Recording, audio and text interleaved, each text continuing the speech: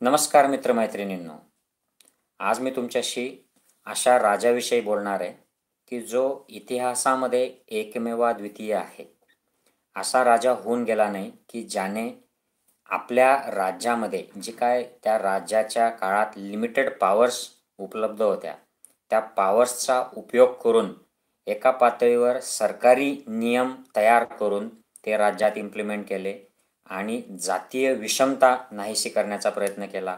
महिलांचे अधिकार त्यांना मिळावेत, मानवी अधिकार, यासाठी जोरदार प्रयत्न केला. ते कायदे इम्प्लिमेंट करायसाठी ॲडमिनिस्ट्रेशन इम्प्रूव्ह केलं, इन्फ्रास्ट्रक्चर प्रोव्हाइड केलं आणि त्याच वेळेला समाजामध्ये जाऊन एक सामाजिक कार्यकर्त्यासारख्यासाठी सारखा रोल एक त्यांनी प्ले केला. असा राजा की ज्याने आपल्या राज्यामध्ये रोटीबंदी, बेटीबंदी, व्यवसायबंदी हे जे मनुवादी व्यवस्थेने लावून दिलेले धार्मिक नियम होते, या नियमांना पूर्ण रद्दबातल ठरवून नव्याने निर्णय केले आणि नवीन नियम आपल्या राज्यामध्ये अंमलात आणले. आणि जगाच्या इतिहासात जर बघितलं तर असं दुसरं उदाहरण नाही की ज्याने जनतेमध्ये एक समतावादी समाज निर्माण व्हावा, विषमता नाहीशी व्हावी. आपल्या राज्यातले जे मागासलेले आहेत, जे ग्रासलेले आहेत, ज्यांच्यावर अन्याय अत्याचार पिढ्यानपिढ्या झालेला आहे, यांना जे सवर्ण समजले जातात, जे प्रगत समजले जातात, त्यांच्या बरोबरीने आणून ठेवण्याची जी तळमळ होती आणि ती तळमळ प्रत्यक्ष कृतीमध्ये उतरवली, अशा प्रकारचं उदाहरण जगाच्या इतिहासात दुसरं नाही. आणि मला आश्चर्य वाटतं मित्रांनो की ज्यावेळेला मी माझं प्राथमिक शिक्षण घेतलं, हायस्कूल घेतलं, यावेळेला मी इतिहास शिकलो. या इतिहासामध्ये या एका मराठी राजाचा, महाराष्ट्रातल्या राजाचा समावेश का नव्हता? मला हे डिटेल्स का शिकवले गेले नाहीत त्यावेळेला? आणि बऱ्याचशा गोष्टी सांगितल्या गेल्या, इंग्रज, फ्रेंच, ही क्रांती, ती क्रांती. पण महाराष्ट्रामध्ये झालेली ही क्रांती आणि हा क्रांतिकारक राजा, राजर्षी छत्रपती शाहू महाराज यांच्याविषयी मला का शिकवलं गेलं नाही? आणि आपल्या महाराष्ट्रामध्ये ज्या वेगवेगळ्या संघटना आता गेल्या दशक, 2 दशकामध्ये पुढे आल्या, काही समतावादी विचारसरणीचे वक्ते पुढे आले, लेखक पुढे आले, यांच्यामुळे छत्रपती शाहू महाराज आपल्याला राज्याला कळालेत. पण मला खात्री आहे की बहुतांश लोकांना, मराठी लोकांना छत्रपती शाहू महाराजांचं फक्त एक समतावादी राजा होते, सेक्युलर होते, ह्याच्या पलीकडे फारशी माहिती नाही.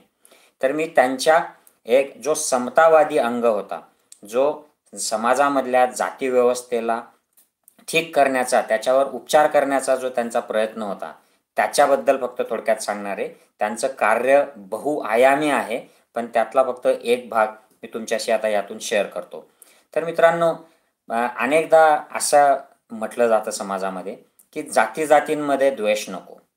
जाती ठीक आहे, तुमच्या जाती तुमच्या ठिकाणी, जातींचे संघटनं तयार होतात. पण शाहू महाराज याच्या पलीकडे जाऊन म्हणत की जातींचा द्वेष हा जाती असतील तोपर्यंत राहणारच. जातीभेद असेल तोपर्यंत जातीद्वेष अस्तित्वात राहील. त्यामुळे या जातीच मिटल्या पाहिजेत, अशा ते मताचे होते. त्यामुळे त्यांनी आपल्या राज्यामध्ये जसं त्यांना कळायला लागलं, ते फार लहानपणी राजे झाले होते. जसं त्यांना कळायला लागलं तेव्हा ॲडमिनिस्ट्रेशनवर एक आपली पकड घट्ट केली आणि सुधारित आधुनिक विचारसरणी, जिच्यामध्ये ह्युमन राईट्सला महत्त्व आहे, समतेला महत्त्व आहे, अशा काही स्टेप्स घेतल्या. 3 महत्त्वाच्या स्टेप्स आहेत. पहिली म्हणजे व्यवसाय बंदी. शाहू महाराजांनी त्यांच्या राज्यात 22 फेब्रुवारी 1918ला बलुतेदार पद्धती राज्यातून नष्ट करण्यासाठी, नाहीशी करण्यासाठी एक कायदा केला आणि हा कोल्हापूर सरकारमध्ये अंमलात आणण्यात आला. या कायद्याप्रमाणे पूर्वीची जी पद्धत होती बलुतेदाराची, म्हणजे एका विशिष्ट जातीच्या लोकांनी तेच काम करायचं, त्याच्या बाहेर काम करायचं नाही. एका विशिष्ट वर्णाच्या लोकांनी अमुक-अमुकच काम करायचं, त्याच्या पलीकडे काम केलं तर ते धर्माच्या आणि समाजव्यवस्थेच्या विरोधात असे. तर हा कायदाच त्यांनी मोडीत काढला आणि संपूर्ण जनतेला हवा तो व्यवसाय हवा त्या ठिकाणी जाऊन करण्यासाठी मुभा दिली. त्यांनी याच्यासाठी सरकारी सेवेमध्ये जास्तीत जास्त मागासलेल्या जाती होत्या, त्यांना घेण्यासाठी प्रयत्न केले. तलाठ्याच्या नेमणुकीमध्ये एखाद्या स्थानिक गावामध्ये जर एखादा मागासलेला समाज प्रामुख्याने असेल, तर त्या समाजातली थोडीफार जरी कोणी शिकलेली व्यक्ती आढळली तर त्याला तलाठी बनवायचं. आणि त्या जातीचं प्राबल्य असलेली शिकलेली व्यक्ती, की जेणेकरून त्याला तिथल्या समस्यांची जाणीव असेल. म्हणजे एका महाराला, मांगाला, एका भटक्या विमुक्त जातीच्या एका व्यक्तीला, की जो त्यावेळेला गावातल्या पाटील ब्राह्मणांपुढे उभा देखील राहत नसे, अशा व्यक्तीला कुलकर्णीच्या स्थानी आणून त्यांनी ठेवलं. या गोष्टीला त्यांना खूप विरोध झाला. त्यांनी या विरोधाला अजिबात थारा दिला नाही. कोल्हापूरच्या महानगरपालिकेमध्ये त्यांनी महारांची भरती करायला सुरुवात केली. शिकलेला मागासवर्गीय दिसला की दे त्याला नोकरी, असं प्रिन्सिपल होतं त्यांचं. कोल्हापूरच्या मनपाच्या चेअरमनपदी महाराला बसवलं. त्यावेळेला त्यांना खूप त्रास झाला आणि एक समस्या अशी होती की शिकलेले लोक मिळत नव्हते त्यांना, या मागासलेल्या समाजांमधले. शिकलेले लोक फक्त ब्राह्मण, प्रभू, पारशी या मोजक्याच काही जातींमधले होते आणि यांनी सगळ्या नोकऱ्या व्यापलेल्या होत्या प्रशासनातल्या, अगदी ब्रिटिश सरकारच्या सुद्धा. त्यामुळे महाराजांनी ही उणीव ओळखली आणि एज्युकेशनचा धडाका सुरू केला. शाळा काढल्या. मग लोक एका शाळेमध्ये वेगवेगळ्या जातीचे येत नव्हते म्हणून वेगवेगळ्या जातीच्या शाळा, वेगवेगळ्या जातीचे हॉस्टेल्स काढले आणि अशा पद्धतीने राज्यातले जे मागासवर्गीय होते, इन्क्लुडिंग मराठा, अस्पृश्य, मुसलमान, या सगळ्यांसाठी शाळेचं एक मोठं क्रांती महाराजांनी सुरू केली आणि त्याच क्रांतीतून पुढे रयत शिक्षण संस्था ही कर्मवीर भाऊराव पाटलांनी सुरू केली आहे, त्यातून प्रेरणा घेऊन.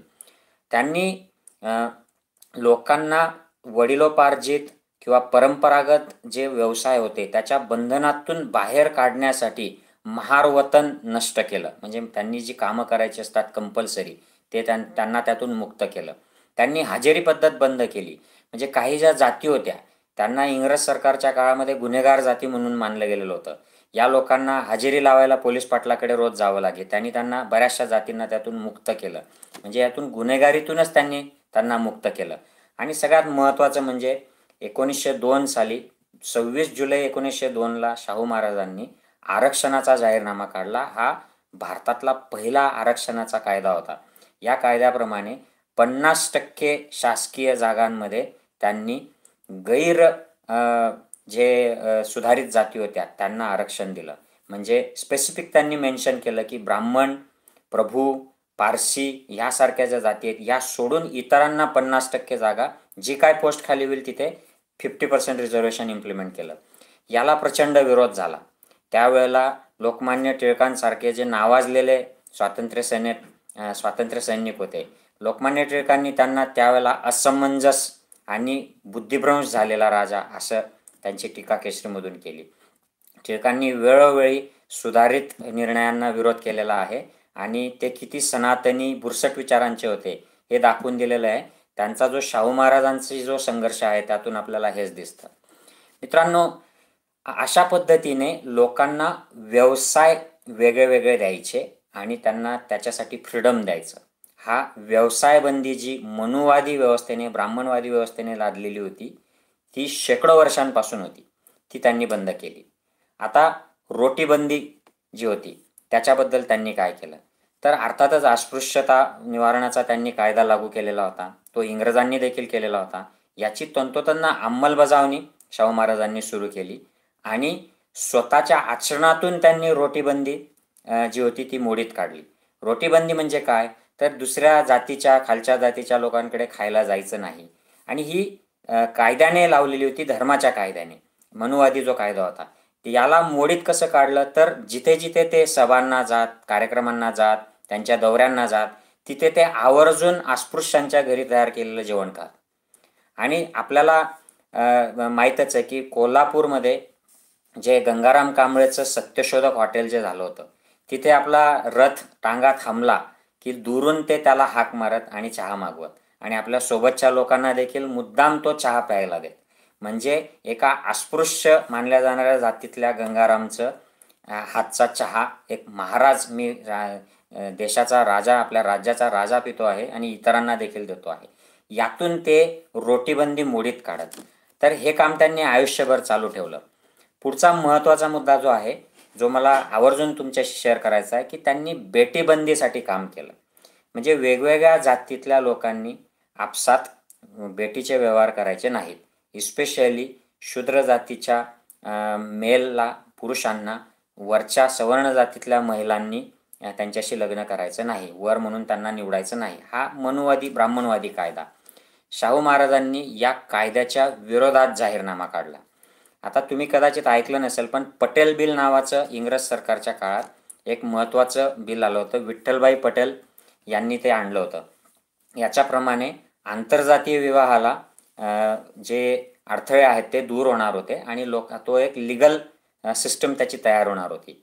याला सगळ्यात विरोध करणाऱ्यांमध्ये शंकराचार्याची सिस्टम तर होतीच, पण लोकमान्य टिळक देखील होते. त्यांना हे धर्माच्या विरोधात वाटत होतं. याच्याने धर्म बुडेल, धर्म लोप पावेल. बघा, लोकमान्य टिळक आपण त्यांना एवढे मोठे स्वातंत्र्य सेनानी मानतो. स्वराज्य माझा जन्मसिद्ध हक्क वगैरे आपण त्यांचं लहानपणापासून आपल्याला हे शिकवलं जातं. पण लोकांना लग्नाचा अधिकार असणं, लोकांना जातीच्या बाहेर लग्न करण्याचा अधिकार असणं हा त्यांना जन्मसिद्ध अधिकार वाटत नव्हता. किती ते सनातनी बुरसट ब्राह्मणवादी विचाराचे होते लोकमान्य टिळक, यातूनच दिसतं. तर या कायद्याला, पटेल बिलला शाहू महाराजांनी जाहीर सपोर्ट केलं होतं.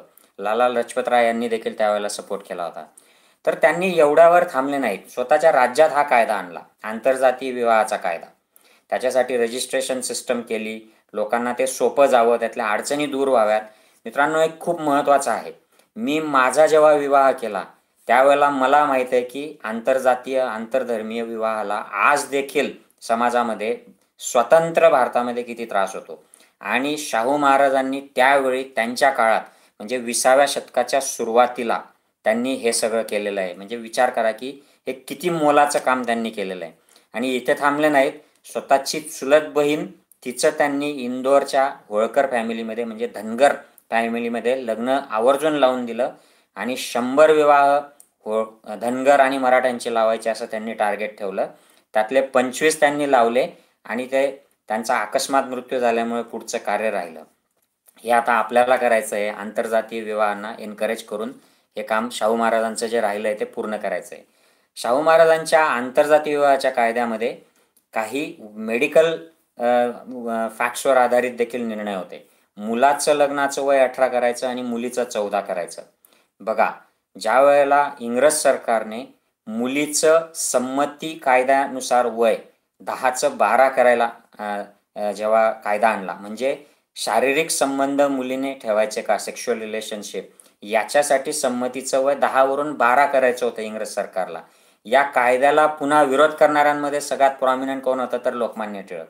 त्यांना हे मान्य नव्हतं. हे धर्मात ढवळाढवळ वाटत होती आणि त्यांच्या म्हणण्याप्रमाणे मुलीचं संभोगाचं वय हे 10 वॉज ॲप्रोप्रिएट. शाहू महाराज याच्या पलीकडे गेले. त्यांनी त्या बिलाच्या पलीकडे जाऊन मुलीला कायद्याने लग्नाचं वय 14 केलं आणि मुलाचं 18. आणि अजून याच्या पलीकडे असं केलं की मुलगी जर 18 वर्षाची असेल आणि ती लग्न करत असेल तर तिला कोणाच्याही परमिशनची गरज नाही. ती कोणाशीही, कुठल्याही जातीपातीच्या व्यक्तीशी कुठेही लग्न करू शकते. हा या कायद्यामध्ये समावेश होता. अर्थातच याला विरोध झाला. त्याच्यामुळे मनुवादावर सगळ्यात मोठा प्रहार जर केला गेला असेल तर तो या बेटीबंदी, त्यांचा जो उपक्रम होता आंतरजातीय विवाह कायदा यानुसार. याची थोडी पार्श्वभूमी आपण बघूयात. सामाजिक समतेसाठी त्यांना किती झगडावं लागलं. त्यांना स्वतःच्या वर्णासाठी सुद्धा झगडावं लागलं. वर्णश्रेष्ठत्वाची लढाई सुरुवातीला त्यांनी लढली, पण ही नंतर त्यांनी सोडून दिली आणि वर्णजात व्यवस्थाच नाहीशी व्हावी यासाठी त्यांनी पुढचं आयुष्य वाहिलेलं आहे. तर हा जो किस्सा आहे मित्रांनो, वेदोक्त प्रकरणाचा, वेदोक्त विरुद्ध पुराणोक्त, 1899ला ते राजा होता. नदीवर, पंचगंगा नदीवर स्नानाला जाईल त्यावेळी जे भटजे असतील ते मंत्रोच्चार करत, आणि तेव्हा नारायण शास्त्री नावाचे जे भटजी होते ते मंत्र म्हणत होते. आणि त्यावेळेला राजाराम शास्त्रींनी ते ऐकलं. हे दुसरे एक भटजी होते. ते म्हणले की नारायण शास्त्री पुराणोक्त पद्धतीने का मंत्र म्हणतायत, तुम्ही राजा आहात, मग यांनी वेदोक्त पद्धतीने म्हटले पाहिजेत. राजाला, क्षत्रियाला तसले मंत्र असले पाहिजेत. म्हणून त्यांनी विचारलं शाहू महाराजांनी नारायण शास्त्रींना की का बुवा तुम्ही जे मंत्र माझ्यासाठी म्हणले पाहिजेत ते का नाही म्हणत आहे तुम्ही वेदोक्त पद्धतीने. तर नारायण शास्त्री म्हणले की शूद्राला पुराणोक्त पद्धतीनेच मंत्र म्हणावे लागतात, तुम्ही शूद्र असल्यामुळे मला ते म्हणावे लागतात. तेव्हा त्यांना शॉक बसला. म्हणून हे प्रकरण खूप गाजलं त्यावेळेला, महाराष्ट्रभर गाजलं, महाराष्ट्राच्याही बाहेर गेलं. आणि शाहू महाराजांनी बंड पुकारलं या भिक्षुक भटशाही विरुद्ध की तुम्ही आम्हाला शूद्र कसे ठरवता. त्यावेळेला शंकराचार्य मध्ये आले, लोकमान्य टिळक पुन्हा आले. लोकमान्य टिळकांनी केसरीमधून लिहिलं की शिवाजी महाराजांचा त्यावेळेला वेदोक्त पद्धतीने राज्याभिषेक केला. हे त्यावेळेचे जे ब्राह्मण होते राज्यातले, त्यांचा मनाचा मोठेपणा होता. पण त्यावेळेला भोसले फॅमिलीमधले नंतरचे सगळे जे कर्मकांड आहेत ते हे पुराणोक्त पद्धतीनेच होतील असा त्यावेळची परंपरा आहे, असं खोटं लिहिलं होतं लोकमान्य टिळकांनी केसरीमधून. त्याला वेगळा इतिहास आहे, पुराणोक्त का झाले वेदोक्तचे याचा वेगळा इतिहास आहे. पण असं त्यावेळेला लोकमान्य टिळकांनी या सनातनी पुरोहितांची भटांची बाजू घेतली होती, शाहू महाराजांना विरोध केला होता. शाहू महाराज पण थांबले नाहीत, त्यांनी ताणून ठेवलं. त्यांनी शंकराचार्याचं फंडिंग बंद केलं, त्यांच्या राज्यातून जे जात होतं ते.